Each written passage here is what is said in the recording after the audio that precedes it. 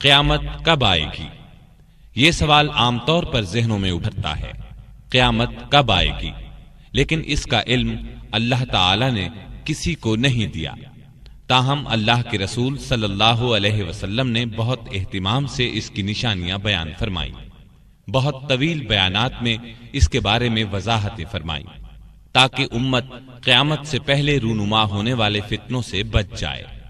آج ضرورت اس امر کی ہے کہ یہ نشانیاں سن کر ذہن نشین کر کے ہم غور کریں کہ ان میں سے کون کون سی نشانیاں ہمارے گھر میں داخل ہو چکی ہیں، کون کون سی دروازوں پر دستک دے رہی ہیں، اور کون کون سی مستقبل قریب میں ہمارے سامنے آنے والی ہیں، اور بالکل قرب قیامت ہمیں کن بڑے فتنوں کا سامنا کرنا ہوگا یا ہماری آئندہ نسل کو کرنا ہے۔ لیجئے سماعت فرمائیے، قیامت کب آئے گی؟ آپ پسند کریں تو میں آپ کو قیامت کی علامات تک بتا سکتا ہوں جو نبی صلی اللہ علیہ وسلم کی زبانی ہم تک پہنچی ہیں۔ یہ علامات دلچسپی سے خالی نہیں، اور ہر مسلمان کے لیے ان کا جاننا از حد ضروری بھی ہے۔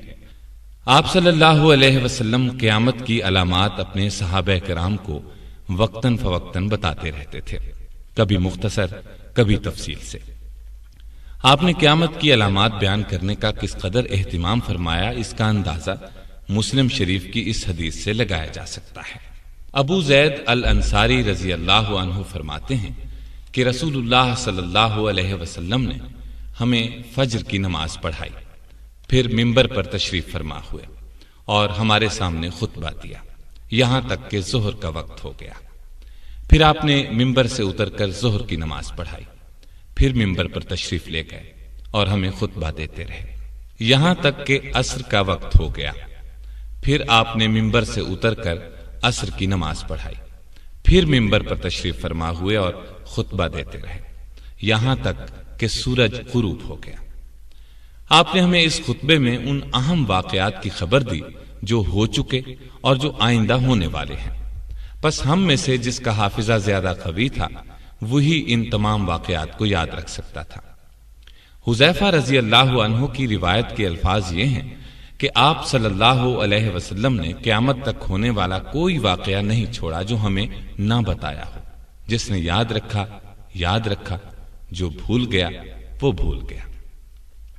میرے یہ ساتھی بھی یہ بات جانتے ہیں، اور آپ صلی اللہ علیہ وسلم نے جن واقعات کی خبر دی ان میں سے جن واقعات کو میں بھول گیا، جب ان میں سے کوئی رونما ہوتا ہے تو مجھے یاد آ جاتا ہے، بالکل اسی طرح جیسے کوئی آدمی غائب ہو جائے تو اس کا چہرہ بھول جاتا ہے، لیکن جب کبھی وہ نظر آ جائے یاد آ جاتا ہے۔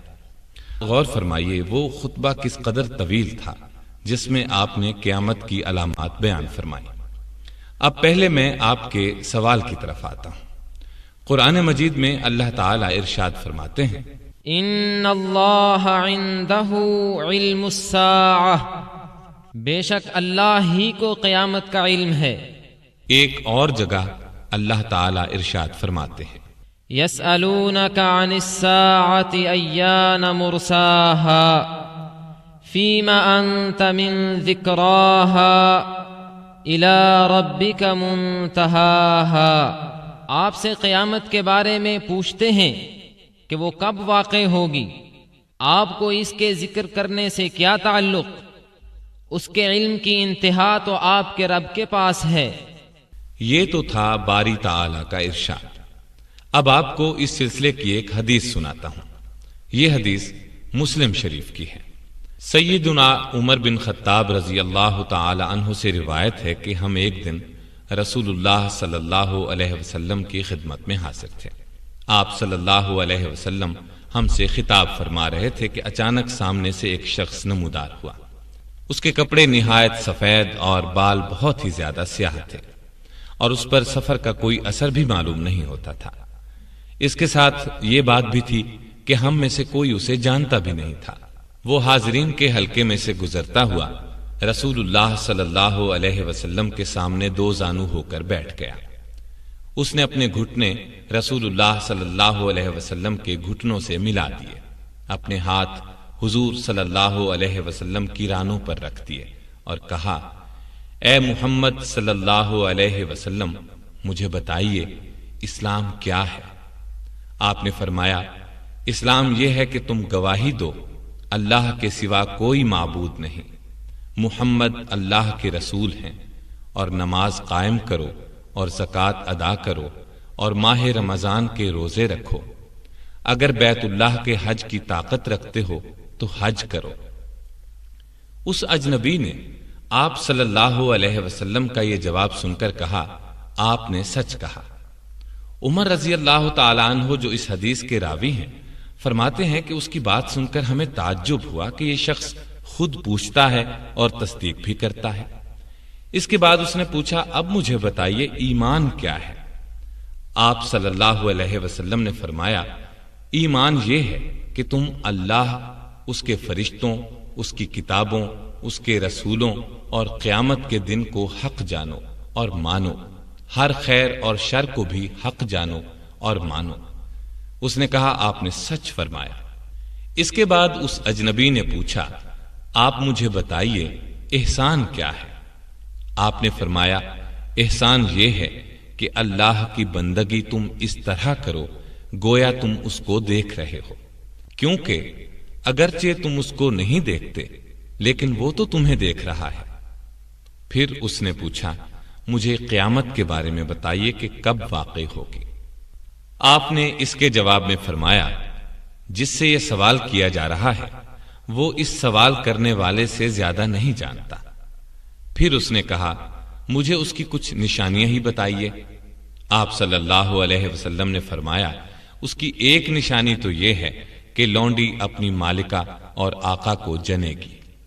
ایک نشانی یہ ہے کہ تم دیکھو گے جن کے پاؤں میں جوتا اور تن پر کپڑے نہیں ہیں اور جو تنگ دست اور بکریاں چرانے والے ہیں وہ بڑی بڑی عمارتیں بنانے لگیں گے اور اس میں ایک دوسرے پر بازی لے جانے کی کوشش کریں گے۔ عمر رضی اللہ تعالی عنہ فرماتے ہیں کہ یہ باتیں کر کے وہ اجنبی چلا گیا۔ پھر کچھ عرصہ گزرنے پر آپ صلی اللہ علیہ وسلم نے مجھ سے فرمایا اے عمر کیا تم جانتے ہو وہ سوال کرنے والا کون تھا؟ میں نے عرض کیا اللہ اور اس کا رسول ہی زیادہ جاننے والے ہیں۔ آپ صلی اللہ علیہ وسلم نے فرمایا وہ جبریل تھے، تمہاری اس مجلس میں اسی لیے آئے تھے کہ تم لوگوں کو تمہارا دین سکھا دیں۔ یہ حدیث بخاری میں بھی ہے۔ اس میں آپ صلی اللہ علیہ وسلم نے واضح طور پر ارشاد فرما دیا کہ قیامت کا علم مجھے بھی نہیں۔ آپ صلی اللہ علیہ وسلم نے قیامت کے آثار اور نشانیاں اس قدر وضاحت سے اور کھول کھول کر بیان فرمائی ہیں کہ حیرت ہوتی ہے۔ ویسے آج کے دور میں فتنوں سے بچنے کے لیے ان نشانیوں کا جاننا ہر مسلمان کے لیے انتہائی ضروری ہے۔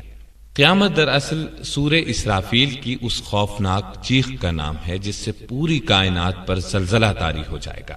اس زلزلے کے ابتدائی جھٹکوں سے ہی مائیں اپنے دودھ پیتے بچوں کو بھول جائیں گی، حاملہ عورتوں کے حمل ساقط ہو جائیں گے۔ اس چیخ اور زلزلے کی شدت میں مسلسل تیزی آتی جائے گی، تمام انسان اور جانور اس سے مرنا شروع ہو جائیں گے، یہاں تک کہ زمین اور آسمان میں کوئی جاندار زندہ نہیں بچے گا۔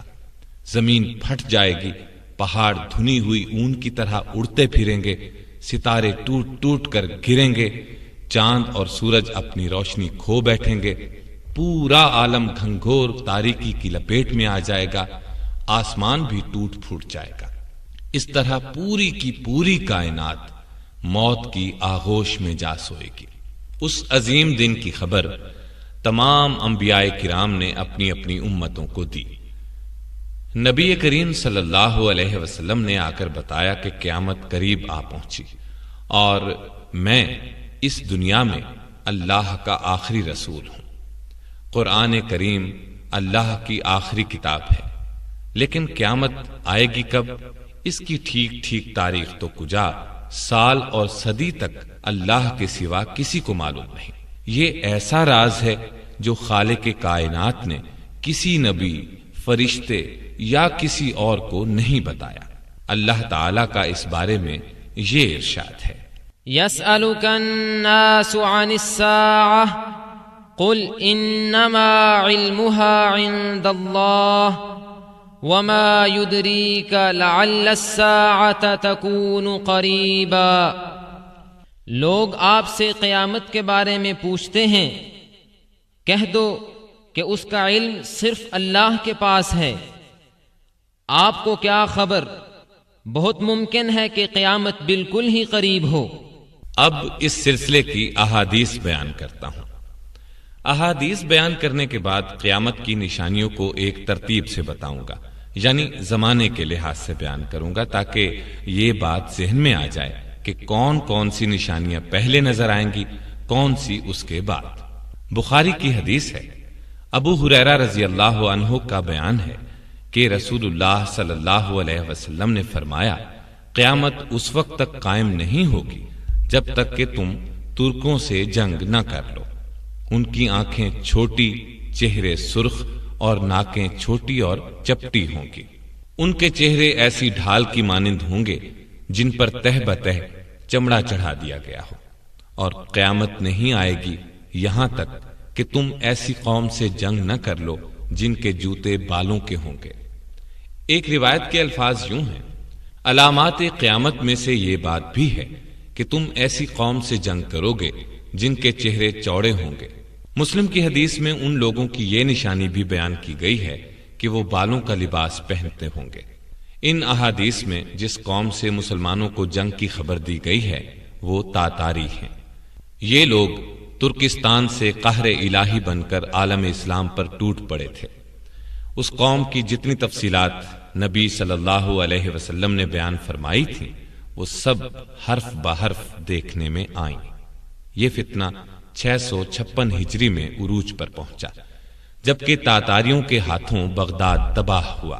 انہوں نے بنو عباس کے آخری خلیفہ مستعصم کو قتل کر ڈالا اور عالم اسلام کے بیشتر ممالک تہس نہس کر دیے۔ مسلم شریف کی شرح لکھنے والے امام نووی رحمہ اللہ نے وہ دور اپنی آنکھوں سے دیکھا ہے، کیونکہ ان کی ولادت 621 ہجری میں اور وفات 676 ہجری میں ہوئی۔ چنانچہ مسلم کی شرح میں وہ ان احادیث کے بارے میں بیان فرماتے ہیں۔ یہ سب پیش گوئیاں رسول اللہ صلی اللہ علیہ وسلم کا معجزہ ہیں، کیونکہ ان ترکوں سے جنگ ہو کر رہی۔ وہ سب صفات ان میں موجود ہیں جو رسول اللہ صلی اللہ علیہ وسلم نے بیان فرمائی۔ ان کی آنکھیں چھوٹی، چہرے سرخ، ناکیں چھوٹی اور چپٹی، چہرے چوڑے ہیں اور ایسی ڈھال کی طرح ہیں جن پر تہ بتہ چمڑا منڈ دیا گیا ہو۔ بالوں کے جوتے پہنتے ہیں۔ غرض یہ ان تمام صفات اور نشانیوں کے ساتھ ہمارے زمانے میں موجود ہیں۔ مسلمانوں نے ان سے بارہا جنگ کی ہے اور اب بھی کر رہے ہیں۔ ہم اللہ سے دعا کرتے ہیں کہ مسلمانوں کے حق میں بہتر انجام کرے، مسلمانوں پر اپنا لطف ہمیشہ برقرار رکھے اور اپنے رسول پر رحمت نازل فرمائے، جو اپنی خواہش نفس سے نہیں بولتے تھے بلکہ جو کچھ وہی ان کی طرف بھیجی جاتی تھی وہی بیان فرماتے تھے۔ بہت خوب، یہ باتیں سن کر ایک عجیب سا مزہ آ رہا ہے۔ میں زندگی میں یہ باتیں پہلی بار سن رہا ہوں۔ مطلب یہ کہ یہ علامت تو پوری ہو چکی ہے۔ ہاں بالکل۔ اب سنیے، قیامت کی ایسی ہی علامات میں سے ایک علامت حجاز کی آگ۔ کیا فرمایا؟ حجاز کی آگ؟ میں سمجھا نہیں۔ میں وضاحت کرتا ہوں۔ یہ حدیث بھی بخاری اور مسلم کی ہے۔ ابو ہریرہ رضی اللہ تعالی عنہ فرماتے ہیں کہ نبی کریم صلی اللہ علیہ وسلم نے فرمایا، قیامت اس وقت تک نہیں آئے گی جب تک کہ سرزمین حجاز سے ایک آگ نہیں نکلے گی۔ وہ آگ بسرا میں اونٹوں کی گردنیں روشن کر دے گی۔ یہ بات بھی سمجھ میں نہیں آئی۔ وضاحت کرتا ہوں۔ یہ عظیم آگ تاتار کے فتنے سے قریباً 1 سال پہلے مدینہ طیبہ کے نواح میں انہی صفات کے ساتھ ظاہر ہو چکی ہے جو ان احادیث میں بیان کی گئی ہیں۔ یہ آگ جمعہ 6 جمادی الثانی 654 ہجری کو نکلی اور آگ کے بڑے سمندر کی طرح میلوں میں پھیل گئی۔ جو پہاڑ اس کی زد میں آئے ان کو اس نے راکھ بنا ڈالا۔ 52 دن تک یعنی 27 رجب تک مسلسل بھڑکتی رہی اور پوری طرح سرد ہونے میں 3 ماہ لگ گئے۔ اس آگ کی روشنی مکہ مکرمہ، ینبوع، تیما، حتیٰ کہ حدیث کے الفاظ کے مطابق بصرا جیسے دور دراز مقام پر بھی دیکھی گئی۔ اس آگ کی خبر پورے عالم اسلام میں پھیل گئی تھی۔ چنانچہ اس زمانے کے محدثین اور مورخین نے اپنی تصانیف میں بہت تفصیل سے اس کا ذکر کیا ہے۔ مسلم شریف کی شرح لکھنے والے امام نووی اس حدیث کی شرح میں فرماتے ہیں، حدیث میں جس آگ کی خبر دی گئی ہے یہ قیامت کی علامات میں سے ایک مستقل علامت ہے، اور ہمارے زمانے میں مدینہ طیبہ میں ایک آگ 654 ہجری میں نکلی ہے جو بہت عظیم آگ تھی۔ مدینہ طیبہ سے مشرقی سمت میں حرہ کے پیچھے نکلی ہے۔ تمام اہل شام اور سب شہروں میں اس کی خبر پہنچ چکی ہے۔ خود مجھے مدینے کے ان لوگوں نے اس کی خبر دی ہے جو اس وقت مدینے میں موجود تھے۔ مشہور مفسر امام محمد بن احمد قرطبی بھی اس زمانے کے بلند پایہ عالم ہیں۔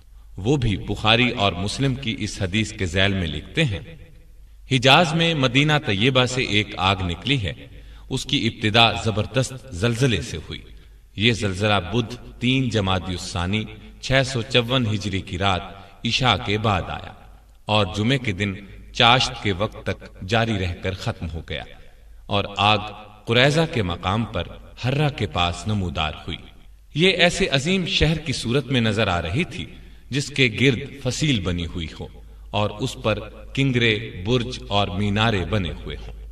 کچھ ایسے لوگ بھی دکھائی دیے جو اس آگ کو ہانک رہے تھے۔ جس پہاڑ پر سے گزرتی تھی اس کو گرا کر راکھ بنا دیتی تھی، پگھلا دیتی تھی۔ آگ کے اس مجموعے میں سے ایک حصہ سرخ اور نیلا نہر کی صورت میں نکلتا تھا۔ اس میں بادل کی سی گرج تھی۔ وہ سامنے کی چٹانوں کو اپنی لپیٹ میں لے لیتا تھا اور عراقی مسافرین کے اڈے تک پہنچ جاتا تھا۔ اس کی وجہ سے راکھ ایک بڑے پہاڑ کی مانند جمع ہو گئی تھی۔ پھر آگ مدینے کے قریب پہنچ گئی، مگر اس کے باوجود مدینے میں ٹھنڈی ہوا آتی رہی۔ اس آگ میں سمندر جیسا جوش و خروش دیکھا گیا۔ میرے ایک ساتھی نے مجھے بتایا کہ میں نے اس آگ کو 5 دن کے فاصلے سے فضا میں بلند ہوتے دیکھا، اور میں نے سنا ہے وہ مکے اور بصرا کے پہاڑوں سے بھی دیکھی گئی ہے۔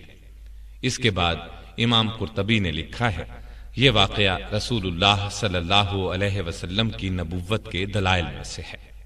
اس آگ کے بارے میں محدث ابو شامہ المقدسی الدمشقی نے بھی اپنی کتاب میں قریب قریب یہی تفصیلات لکھی ہیں۔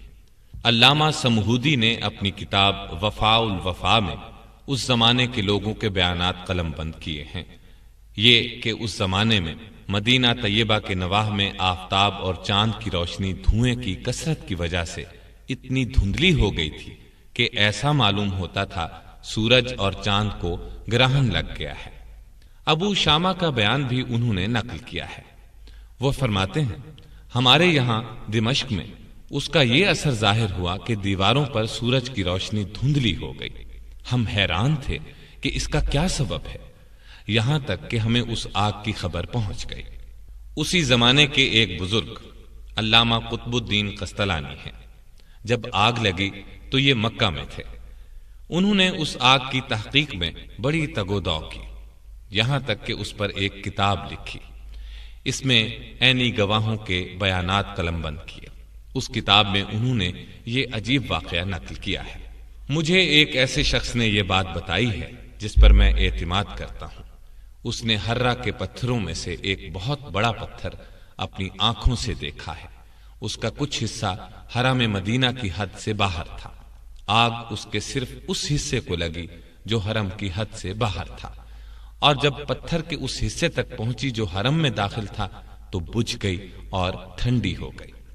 یہ نبی اکرم صلی اللہ علیہ وسلم کا ایک اور معجزہ ہے کہ اتنی بڑی آگ حرم مدینہ میں داخل نہ ہو سکی، یہاں تک کہ ایک ہی پتھر کا جو حصہ حرم سے باہر تھا وہ جل گیا، جو اندر تھا اس کو آگ نہ جلا سکی اور ٹھنڈی ہو گئی۔ اسی زمانے کے ایک بزرگ قاضی صدر الدین ہیں۔ یہ دمشق کے حاکم تھے، لیکن قاضی بننے سے پہلے یہ بصرا میں ایک مدرسے کے مدرس تھے۔ آگ کے واقعے کے وقت بھی بصرا میں تھے۔ انہوں نے مشہور مفسر حافظ ابن کثیر کو بتایا، جن دنوں یہ آگ نکلی ہوئی تھی میں نے ایک دیہاتی کو کہتے ہوئے سنا، وہ میرے والد کو بتا رہا تھا کہ ہم لوگوں نے اس آگ کی روشنی میں اونٹوں کی گردنیں دیکھی ہیں، اور یہ بالکل وہ بات ہے جس کی خبر رسول اللہ صلی اللہ علیہ وسلم نے دی تھی، یہ کہ اس آگ سے بسرا میں اونٹوں کی گردنیں روشن ہو جائیں گی۔ اس آگ کے بارے میں نبی کریم صلی اللہ علیہ وسلم نے 3 باتیں ارشاد فرمائی تھیں۔ ایک یہ کہ وہ آگ حجاز میں نکلے گی، دوسری یہ کہ اس سے وادی بہہ پڑے گی، تیسری یہ کہ اس سے بسرا کے مقام پر اونٹوں کی گردنیں روشن ہو جائیں گی۔ یہ باتیں حرف بحرف صحیح ثابت ہوئیں۔ غرض یہ اللہ کے رسول صلی اللہ علیہ وسلم کے ایسے معجزات ہیں جو آپ کے وصال کے صدیوں بعد ظاہر ہوئے، اور آئندہ بھی جن واقعات کی خبر آپ نے دی ہے بلا شبہ وہ بھی ایک ایک کر کے سامنے آتے جائیں گے اور نبی صلی اللہ علیہ وسلم کی صداقت کی دلیل بنیں گے۔ اب آپ کو چند احادیث سناتا ہوں جن میں نبی صلی اللہ علیہ وسلم نے قیامت کی علامات بیان فرمائی ہیں۔ ان احادیث میں صرف وہ حصے سناؤں گا جن کا تعلق قیامت کی علامات سے ہے۔ سمرہ بن جندب رضی اللہ تعالی عنہ نے اپنے ایک خطبے کے دوران ایک طویل حدیث بیان کی جس میں انہوں نے فرمایا کہ پھر رسول اللہ صلی اللہ علیہ وسلم نے نماز کسوف سے فارغ ہو کر اللہ کی حمد بیان کی، کلمہ شہادت پڑھا، پھر فرمایا، اے لوگو، میں بشر ہوں اور اللہ کا رسول ہوں۔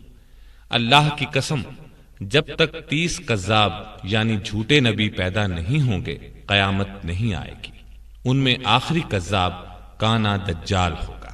جابر بن عبداللہ الانصاری رضی اللہ عنہ کا بیان ہے کہ میں نے رسول اللہ صلی اللہ علیہ وسلم کو یہ فرماتے ہوئے سنا ہے کہ میری امت میں ایک جماعت قیامت تک حق کی سربلندی کے لیے لڑتی رہے گی، یہاں تک کہ عیسیٰ ابن مریم نازل ہوں گے۔ اس جماعت کا امیر ان سے کہے گا، آئیے نماز پڑھائیے۔ عیسیٰ علیہ السلام فرمائیں گے، نہیں، اللہ نے اس امت کو اعزاز بخشا ہے، اس لیے تم ہی میں سے بعض کے امیر ہیں۔ یہ حدیث صحیح مسلم کی ہے۔ اسی جیسی ایک حدیث صحیح بخاری سے سناتا ہوں۔ ابو ہریرہ رضی اللہ تعالی عنہ سے روایت ہے کہ رسول اللہ صلی اللہ علیہ وسلم نے فرمایا، قسم ہے اس ذات کی جس کے قبضے میں میری جان ہے، وہ وقت ضرور آئے گا جب تم میں عیسیٰ ابن مریم حاکم عادل کی حیثیت سے نازل ہوں گے، صلیب کو توڑیں گے یعنی صلیب پرستی ختم کر دیں گے، خنزیر کو قتل کریں گے، جنگ کا خاتمہ کر دیں گے، مال و دولت کی ایسی فراوانی ہوگی کہ کوئی اس کو قبول نہیں کرے گا، لوگ ایسے دیندار ہو جائیں گے کہ ان کے نزدیک ایک سجدہ دنیا و ما فیہا سے بہتر ہوگا۔ اسی طرح ایک اور حدیث صحیح مسلم سے سناتا ہوں۔ حذیفہ بن اسید غفاری رضی اللہ عنہ سے روایت ہے کہ رسول اللہ صلی اللہ علیہ وسلم نے ہماری طرف دیکھا، ہم آپس میں ذکر کر رہے تھے، چنانچہ آپ صلی اللہ علیہ وسلم نے پوچھا، کس بات کا ذکر کر رہے تھے؟ ہم نے بتایا، ہم قیامت کا ذکر کر رہے تھے۔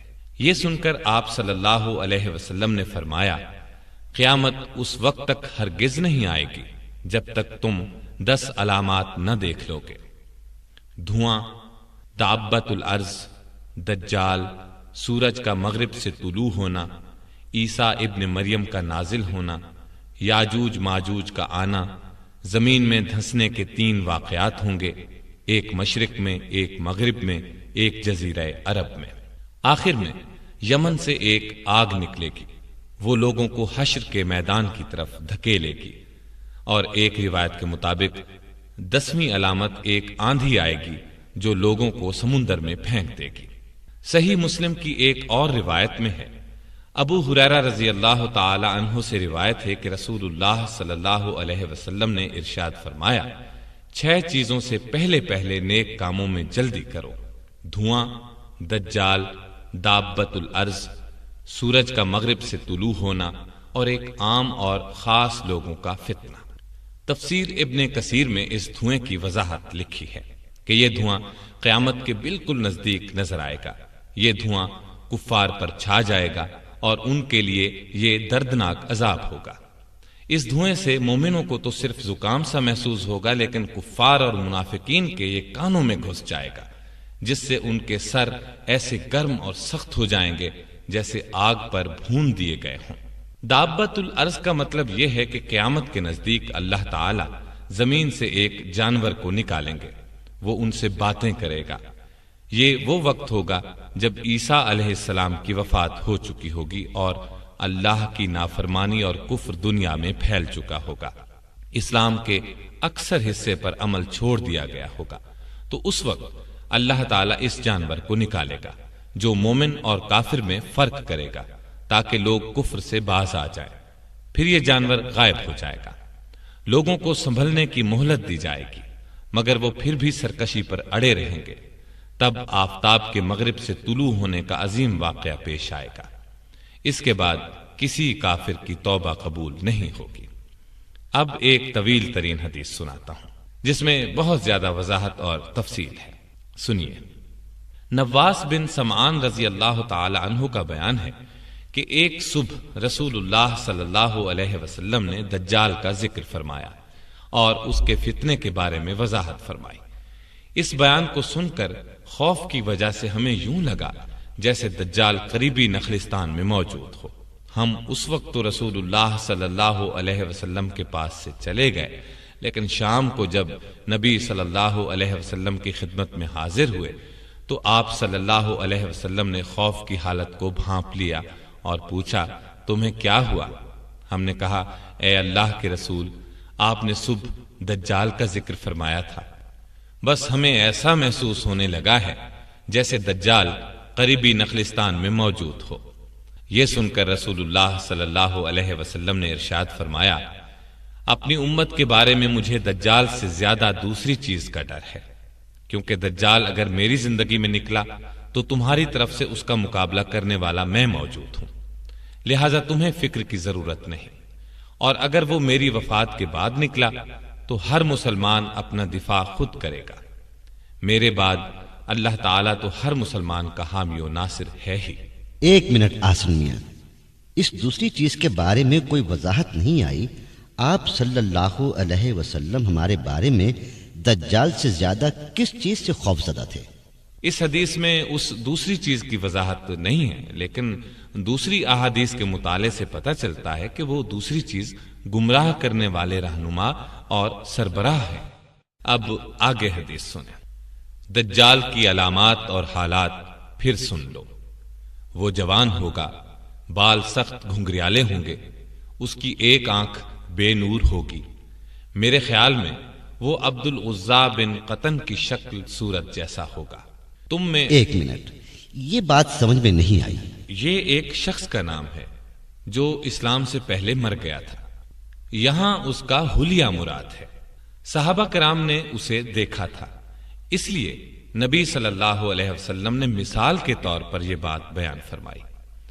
ہاں تو آگے حدیث کے الفاظ یہ ہیں، تم میں سے جو دجال کو پائے وہ اس پر سورہ کہف کی ابتدائی آیات پڑھ دے۔ معاف کیجیے گا، پھر ٹوکنا پڑ رہا ہے۔ اس کا مطلب ہے جو سورہ کہف کی ابتدائی آیات اس پر پڑھ دے گا وہ اس کے فتنے سے محفوظ ہو جائے گا۔ آگے سنیے۔ وہ شام اور عراق کے درمیان ایک راستے پر نمودار ہوگا اور دائیں بائیں ہر طرف فساد پھیلائے گا۔ اے اللہ کے بندو، تم اس وقت ثابت قدم رہنا۔ ہم نے پوچھا، اے اللہ کے رسول، وہ دنیا میں کتنا عرصہ رہے گا؟ آپ صلی اللہ علیہ وسلم نے فرمایا، 40 روز، جن میں سے ایک دن 1 سال کے برابر، اور ایک دن 1 مہینے کے برابر، اور ایک دن 1 ہفتے کے برابر ہوگا، اور باقی ایام عام دنوں کے برابر ہوں گے۔ ہم نے پوچھا، اے اللہ کے رسول، جو دن سال کے برابر ہوگا اس میں کیا ہمارے لیے ایک ہی دن کی نمازیں کافی ہوں گی؟ آپ صلی اللہ علیہ وسلم نے فرمایا، نہیں، بلکہ تم ہر نماز کے لیے وقت کا اندازہ کر لیا کرنا۔ ہم نے پوچھا، اے اللہ کے رسول، زمین پر اس کی رفتار کتنی تیز ہوگی؟ آپ نے فرمایا، بارش کی طرح تیز ہوگی جسے پیچھے سے ہوا ہانک رہی ہو۔ بس وہ ایک قوم کے پاس آئے گا اور ان سے کہے گا، اسے رب مان لیں۔ وہ لوگ اس پر ایمان لے آئیں گے اور اس کی بات مان لیں گے۔ پھر وہ بادلوں کو حکم دے گا تو بادل بارش برسائیں گے، زمین کو حکم دے گا تو وہ نباتات اگائے گی۔ چنانچہ ان کے مویشی جو صبح چرنے گئے تھے شام کو اس حالت میں لوٹیں گے کہ ان کے کوہان خوب اونچے، تھن دودھ سے لبریز اور کوکھیں بھری ہوئی ہوں گی۔ پھر وہ ایک قوم کے پاس آئے گا اور ان سے کہے گا اسے رب مان لو۔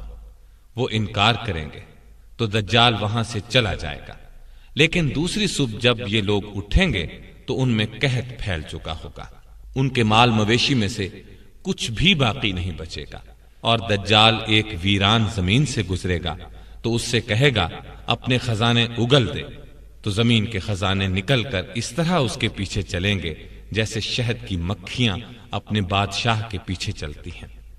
پھر وہ ایک پرشباب آدمی کو بلائے گا اور اسے تلوار مار کر 2 ٹکڑے کر دے گا۔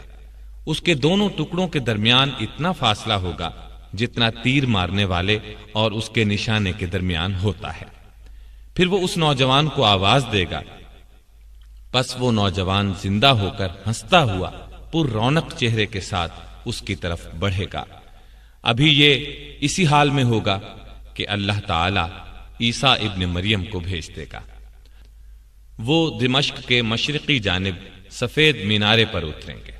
اس وقت وہ ہلکے زرد رنگ کی 2 چادروں میں ہوں گے۔ وہ دونوں ہاتھ 2 فرشتوں کے بازوؤں پر رکھے ہوئے ہوں گے۔ جب سر جھکائیں گے تو اس سے پانی کے قطرے ٹپکیں گے، سر اٹھائیں گے تو اس سے ایسے قطرات گریں گے جو چاندی کے دانوں کی طرح چمکدار ہوں گے اور موتیوں کی طرح سفید ہوں گے۔ عیسیٰ علیہ السلام کے سانس کی ہوا جس کافر کو لگے گی وہ مر جائے گا، اور جہاں تک آپ کی نظر جائے گی وہاں تک آپ کا سانس پہنچے گا۔ پس عیسیٰ علیہ السلام دجال کو تلاش کریں گے یہاں تک کہ اسے لد کے دروازے پر جا لیں گے اور قتل کر ڈالیں گے۔ 1 منٹ آسن میاں، یہ کیا نام ہوا لد؟ جی ہاں، یہ مقام فلسطین میں ہے، آج کل اسرائیل کے قبضے میں ہے۔ اسی مقام پر یہودیوں کا جنگی ایئرپورٹ ہے اور لد یا لڈاہی کے نام سے مشہور ہے۔ مطلب یہ کہ آج بھی یہ مقام لد کہلاتا ہے۔ ہاں، تو عیسیٰ علیہ السلام دجال کو قتل کر دیں گے۔ پھر ان کے پاس وہ لوگ آئیں گے جن کو اللہ تعالیٰ نے دجال کے فتنے سے محفوظ رکھا تھا۔ عیسیٰ علیہ السلام ان کے چہروں سے سفر کی گرد اور رنج و غم کے آثار مٹا دیں گے اور انہیں جنت میں بلند درجات کی خوشخبری سنائیں گے۔ عیسیٰ علیہ السلام اسی قسم کے حالات میں ہوں گے کہ اللہ تعالیٰ ان کے پاس وحی بھیجے گا کہ اب میں نے اپنی ایسی مخلوق یعنی یاجوج ماجوج کو نکالا ہے جس سے لڑنے کی کسی میں طاقت نہیں، لہذا آپ میرے خاص بندوں یعنی مومنین کو کوہ طور پر جمع کر لیجیے۔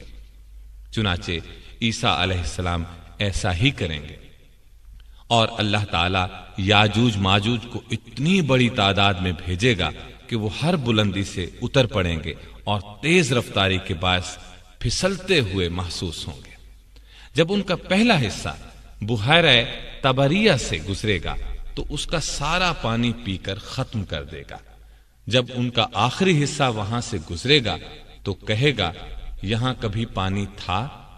عیسیٰ ابن مریم اور ان کے ساتھی اس وقت کوہ طور پر محصور ہو چکے ہوں گے، اور کھانے پینے کی چیزوں کی کمی کا اس وقت یہ حال ہوگا کہ ایک بیل کے سر کو 100 دیناروں سے بہتر خیال کیا جائے گا۔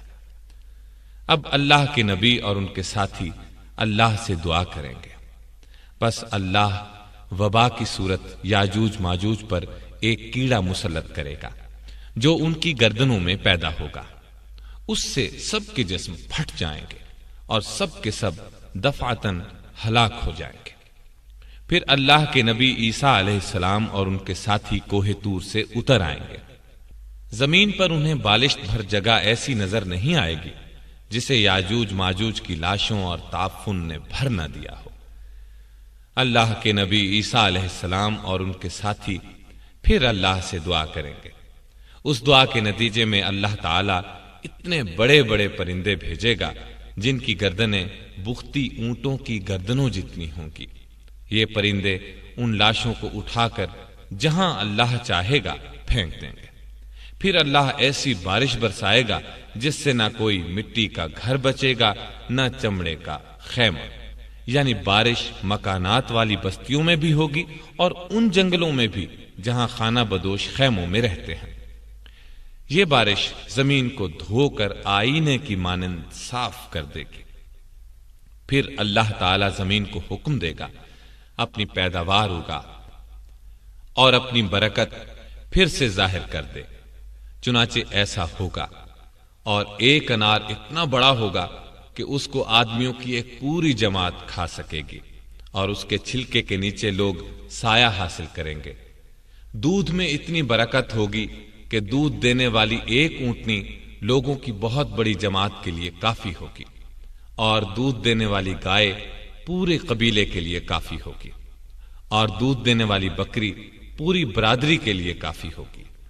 لوگ اسی حال میں ہوں گے کہ اللہ ایک خوشگوار ہوا بھیج دے گا جو ان کی بغلوں کے زیریں حصے میں اثر انداز ہو کر ہر مومن اور مسلمان کی روح قبض کرنے کا سبب بن جائے گی، اور دنیا میں صرف بدترین لوگ باقی رہ جائیں گے جو گدھوں کی طرح کھلم کھلا زنا کریں گے۔ چنانچہ قیامت انہی بدترین لوگوں پر آئے گی۔ یہ حدیث مسلم، ابو داؤد، ترمذی، ابن ماجہ وغیرہ کتب احادیث میں موجود ہے۔ ایک اور حیرت انگیز حدیث سناتا ہوں، وہ بھی صحیح مسلم کی ہے۔ ابو ہریرہ رضی اللہ تعالیٰ عنہ فرماتے ہیں کہ رسول اللہ صلی اللہ علیہ وسلم نے فرمایا، قیامت سے پہلے یہ واقعہ ضرور ہو کر رہے گا کہ اہل روم اعماق یا وابق کے مقام پر پہنچ جائیں گے۔ ان کی طرف مدینے سے ایک لشکر پیش قدمی کرے گا، وہ اس زمانے کے بہترین لوگوں پر مشتمل ہوگا۔ جب دونوں لشکر آمنے سامنے صف بستہ ہوں گے تو رومی کہیں گے، ہمارے جو آدمی قید کیے گئے ہیں اور جو اب مسلمان ہو چکے ہیں انہیں اور ہمیں تنہا چھوڑ دو، ہم ان سے جنگ کریں گے۔ مسلمان کہیں گے، نہیں، اللہ کی قسم ہم اپنے بھائیوں کو ہرگز تمہارے حوالے نہیں کریں گے۔ اس پر وہ ان سے جنگ کریں گے۔ ان میں سے 1/3 مسلمان بھاگ کھڑے ہوں گے جن کی توبہ اللہ تعالیٰ کبھی قبول نہیں کریں گے، یعنی ان کو توبہ کی توفیق بھی نہیں ہوگی، اور 1/3 مسلمان قتل ہو جائیں گے جو اللہ کے نزدیک افضل ترین شہداء ہوں گے۔ باقی 1/3 مسلمان فتح حاصل کر لیں گے۔ اس کا نتیجہ یہ ہوگا کہ یہ لوگ آئندہ کے لیے ہر فتنے سے محفوظ ہو جائیں گے۔ اس کے بعد جلد ہی یہ لوگ قسطنطینیہ فتح کر لیں گے۔ یہ لوگ اپنی تلواریں زیتون کے درختوں پر لٹکا کر ابھی مال غنیمت لوٹ رہے ہوں گے کہ شیطان چیخ کر یہ آواز لگائے گا کہ دجال تمہارے پیچھے بستیوں میں گھس آیا ہے۔ یہ سنتے ہی یہ لشکر دجال کا مقابلہ کرنے کے لیے قسطنطینیہ سے روانہ ہو جائے گا، اور یہ خبر اگرچہ غلط ہوگی، لیکن جب یہ لوگ شام پہنچیں گے تو دجال واقعی نکل آئے گا۔ ابھی مسلمان جنگ کی تیاری اور صفیں درست کرنے ہی میں مشغول ہوں گے کہ نماز فجر کی اقامت ہو جائے گی، اور فوراً ہی عیسیٰ ابن مریم علیہ السلام آسمان سے نازل ہو جائیں گے اور مسلمانوں کے امیر کو ان کی امامت کا حکم فرمائیں گے۔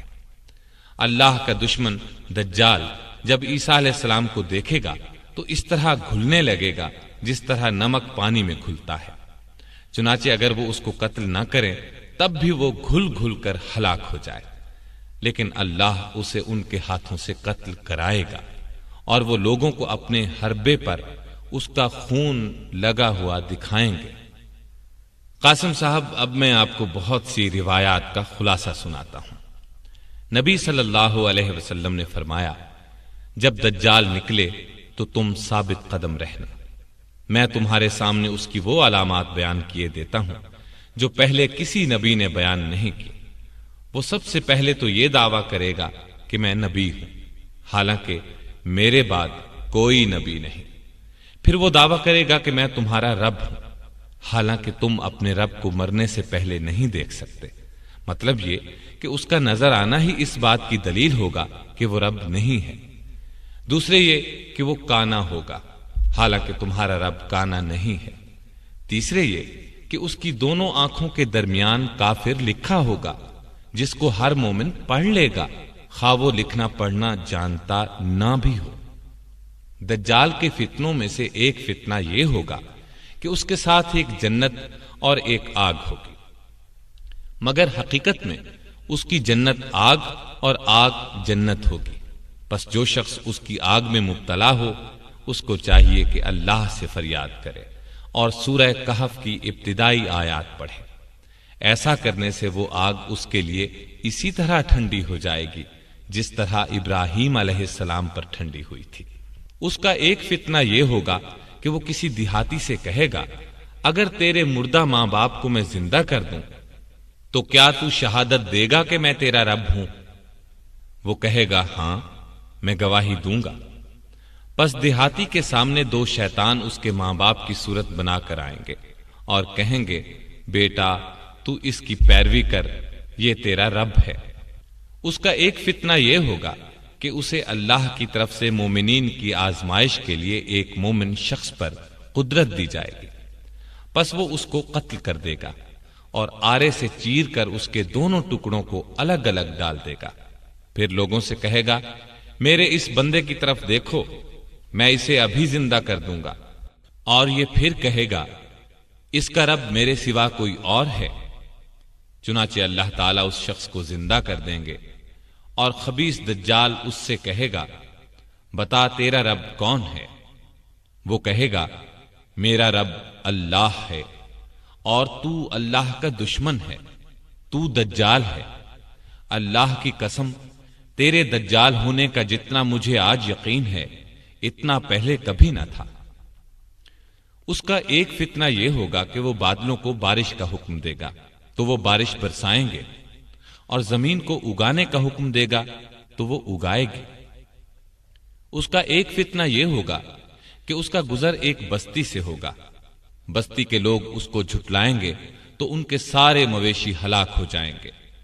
ایک اور فتنہ یہ ہوگا کہ وہ ایک بستی سے گزرے گا، وہ لوگ اس کی تصدیق کریں گے تو وہ بادلوں کو بارش کا حکم دے گا، بادل بارش برسائیں گے، اور زمین کو اگانے کا حکم دے گا تو وہ اگائے گی۔ حتیٰ کہ اسی روز شام کو جب ان کے مویشی چرنے کے بعد واپس آئیں گے تو وہ خوب موٹے ہوں گے، ان کی کوکھیں بھری ہوئی ہوں گی اور تھن دودھ سے لبریز ہوں گے۔ مکے اور مدینے کے علاوہ زمین کا کوئی حصہ ایسا نہیں ہوگا جو اس کے پاؤں کے نیچے نہ آیا ہوگا اور جس پر اس کا ظہور نہ ہوا ہو۔ البتہ جس درے سے بھی وہ مکے یا مدینے میں داخل ہونا چاہے گا، فرشتے ننگی تلواریں لے کر اس کے سامنے آ جائیں گے اور وہ آگے بڑھنے کی جرت نہ کر سکے گا۔ چنانچہ وہ کھاری زمین کے کنارے سرخ ٹیلے پر پڑاؤ ڈال دے گا۔ اب مدینہ طیبہ میں 3 زلزلے آئیں گے جن کے باعث ہر منافق مرد اور عورت مدینے سے نکل کر دجال سے جا ملے گا۔ ان زلزلوں کے ذریعے مدینہ طیبہ منافقوں کی گندگی کو اپنے سے اس طرح نکال باہر کرے گا جیسے لوہار کی دھونکنی لوہے کا زنگ دور کر دیتی ہے۔ اسی لیے اس دن کو یوم نجات کہا جائے گا۔ یہ حالات سن کر ایک صحابیہ ام شریک رضی اللہ عنہا نے دریافت کیا، اے اللہ کے رسول، اس زمانے میں عرب کہاں ہوں گے؟ یعنی عربوں کے ہوتے ہوئے دجال اس قدر فتنہ کس طرح بپا کرے گا؟ آپ صلی اللہ علیہ وسلم نے فرمایا، عرب اس زمانے میں تھوڑے ہوں گے اور ان میں سے اکثر بیت المقدس میں ہوں گے۔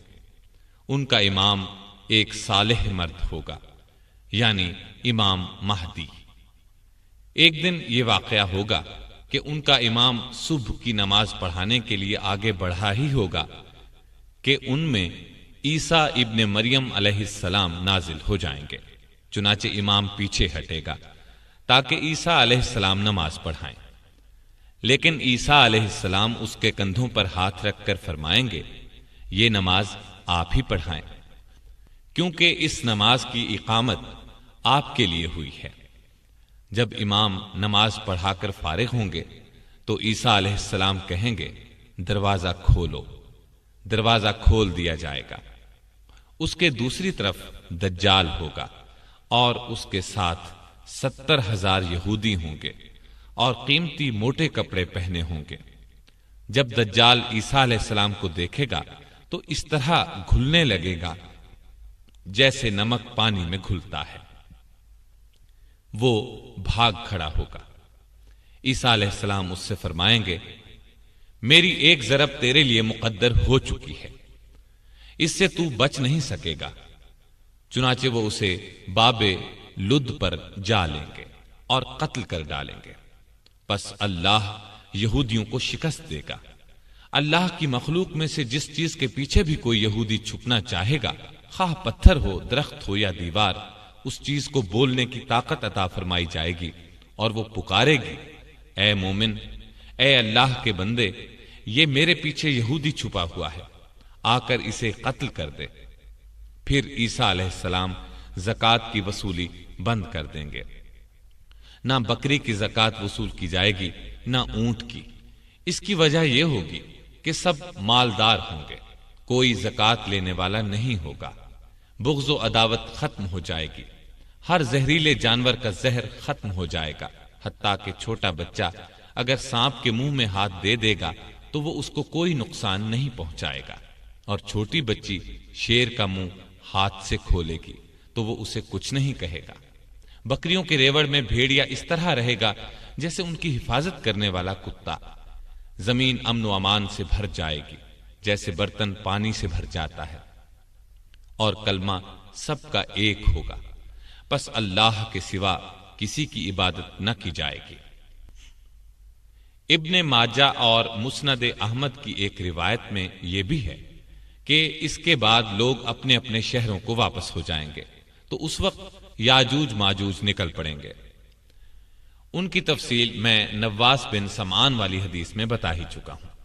اب ابو داؤد اور مسند احمد وغیرہ سے ایک حدیث اور سن لیں۔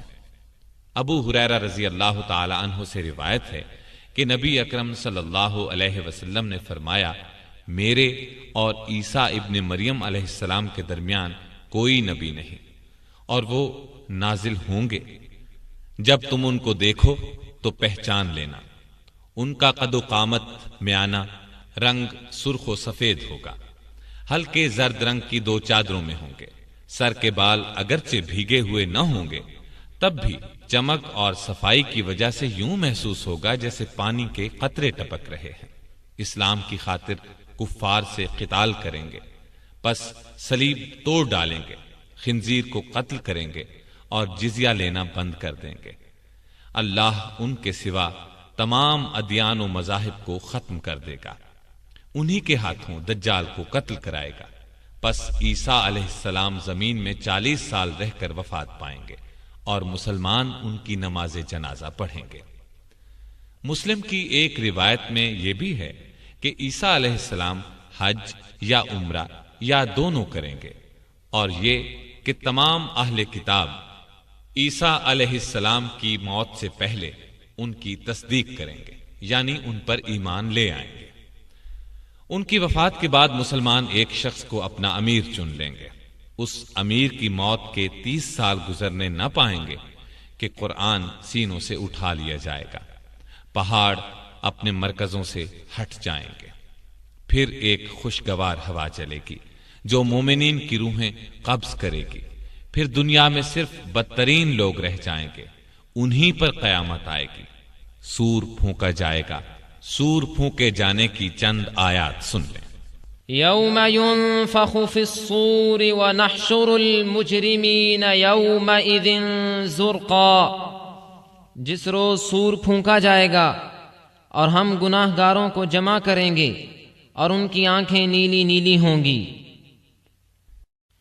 فَإِذَا نُفِخَ فِي الصُّورِ فَلَا أَنْسَابَ بَيْنَهُمْ يَوْمَئِذٍ وَلَا يَتَسَاءَلُونَ، پھر جب سور پھونکا جائے گا تو نہ تو ان میں قرابتیں رہیں گی اور نہ ایک دوسرے کو پوچھیں گے۔ وَيَوْمَ يُنفَخُ فِي الصُّورِ فَفَزِعَ مَن فِي السَّمَاوَاتِ وَمَن فِي الْأَرْضِ إلا من شاء الله وكل أتوه داخرين۔ اور جس روز سور پھونکا جائے گا تو آسمانوں اور زمین والے سب گھبرا اٹھیں گے مگر جسے اللہ چاہے، اور سب اس کے پاس عاجز ہو کر چلے آئیں گے۔ اس کا کیا مطلب ہے مگر وہ جسے اللہ چاہے؟ مطلب یہ کہ اللہ کے محبوب بندوں کو اس وقت بھی کوئی گھبراہٹ نہیں ہوگی۔ اور سنیے، وَنُفِخَ فِي الصُّورِ فَإِذَا هُم مِّنَ الْأَجْدَاثِ إِلَى رَبِّهِمْ يَنْسِلُونَ قَالُوا يَا وَيْلَنَا مَنْ بَعَثَنَا مِنْ مَرْقَدِنَا هذا ما وعد الرحمن وصدق المرسلون إن كانت إلا صيحة واحدة فإذا هم جميع لدينا محضرون۔ اور سور کے پھونکے جاتے ہی سب کے سب اپنی قبروں سے اپنے پروردگار کی طرف تیز تیز چلنے لگیں گے، کہیں گے ہائے ہائے، ہمیں ہماری خوابگاہوں سے کس نے اٹھا دیا؟ یہی ہے جس کا وعدہ رحمان نے دیا تھا اور رسولوں نے سچ سچ کہہ دیا تھا۔ یہ صرف ایک زور کی آواز ہوگی اور سب کے سب ہمارے روبرو حاضر کر دیے جائیں گے۔ وَنُفِخَ فِي الصُّورِ فَصَعِقَ مَن فِي السَّمَاوَاتِ وَمَن فِي الْأَرْضِ إِلَّا مَن شَاءَ اللَّهُ ثُمَّ نُفِخَ فِيهِ أُخْرَى فَإِذَا هُمْ قِيَامٌ يَنظُرُونَ۔ اور سور پھونکا جائے گا تو آسمانوں اور زمین والے سب بے ہوش ہو کر گر پڑیں گے مگر جسے اللہ چاہے۔ پھر دوسری مرتبہ سور پھونکا جائے گا تو فوراً سب کھڑے ہو کر دیکھنے لگیں گے۔ فَإِذَا نُفِخَ فِي الصُّورِ نَفْخَةٌ وَاحِدَةٌ وَحُمِلَتِ الْأَرْضُ وَالْجِبَالُ فَدُكَّتَا دَكَّةً وَاحِدَةً فَيَوْمَئِذٍ وَقَعَتِ الْوَاقِعَةُ۔ جب سور میں ایک پھونک مار دی جائے گی اور زمین اور پہاڑ اٹھا لیے جائیں گے، پھر ایک ہی چوٹ میں ریزہ ریزہ کر دیے جائیں گے، تو اس روز واقع ہونے والی واقع ہو جائے گی، یعنی قیامت۔ نبی اکرم صلی اللہ علیہ وسلم سے پوچھا گیا، سور کیا چیز ہے؟ آپ نے فرمایا، وہ قرن ہے جو پھونکا جائے گا۔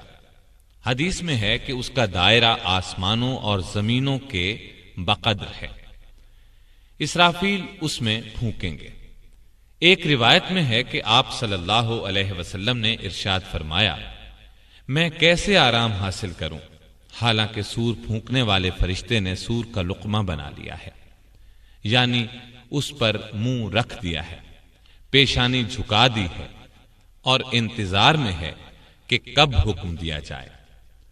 نبی اکرم صلی اللہ علیہ وسلم نے فرمایا، اس وقت لوگوں کا یہ حشر ہوگا، مارے گھبراہٹ کے آنکھیں کیری ہو رہی ہوں گی، ایک دوسرے سے چپ کے کہہ رہے ہوں گے، دنیا میں تو ہم بہت ہی کم رہے، زیادہ سے زیادہ 10 دن رہے ہوں گے۔ اللہ ان کی اس پوشیدہ بات چیت کو بھی بخوبی جانتے ہیں۔ ان میں سے ایک عاقل اور کامل آدمی کہے گا، 10 دن بھی کہاں، ہم تو صرف ایک ہی دن دنیا میں ٹھہرے۔ غرض کفار کو دنیا کی زندگی ایک خواب معلوم ہوگی۔ اس وقت وہ قسمیں کھا کھا کر کہیں گے کہ ہم تو دنیا میں بس ایک گھڑی ہی ٹھہرے۔ سورہ طٰہٰ کی آیت کی یہ تفسیر ابن کثیر میں ہے۔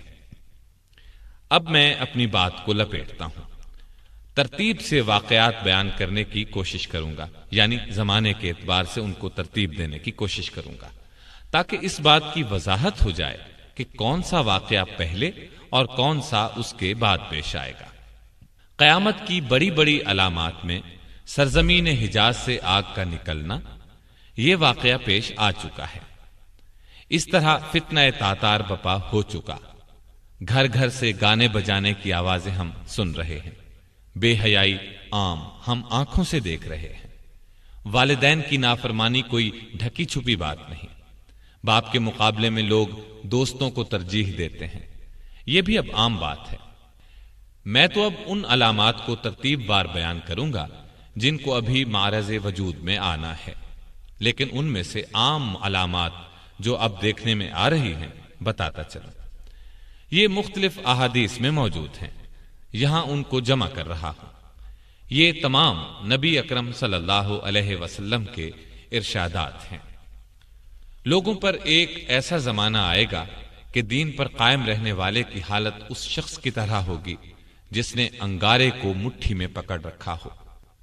دنیاوی اعتبار سے سب سے نصیب والا وہ ہوگا جو خود بھی کمینہ اور اس کا باپ بھی کمینہ ہو۔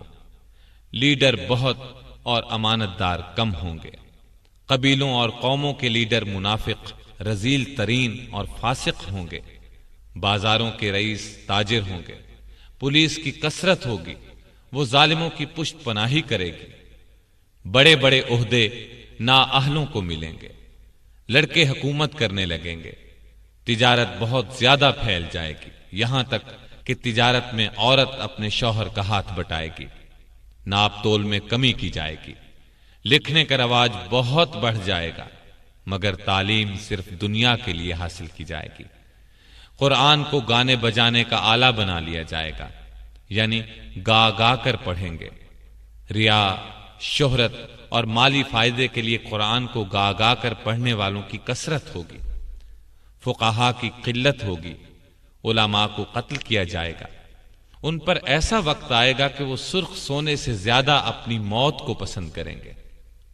اس امت کے آخری لوگ پہلے لوگوں پر لعنت کریں گے۔ امانت دار کو خائن اور خائن کو امانت دار کہا جائے گا۔ جھوٹے کو سچا اور سچے کو جھوٹا کہا جائے گا۔ اچھائی کو برا اور برائی کو اچھا سمجھا جائے گا۔ اجنبی لوگوں سے حسن سلوک کیا جائے گا اور رشتہ داروں کے حقوق پامال کیے جائیں گے۔ بیوی کی اطاعت اور ماں باپ کی نافرمانی کی جائے گی۔ مسجدوں میں شور و شغب اور دنیا کی باتیں ہوں گی۔ سلام صرف جان پہچان کے لوگوں کو کیا جائے گا، حالانکہ سلام ہر مسلمان کو کرنا چاہیے، چاہے اس سے جان پہچان ہو یا نہ ہو۔ طلاقوں کی کثرت ہوگی۔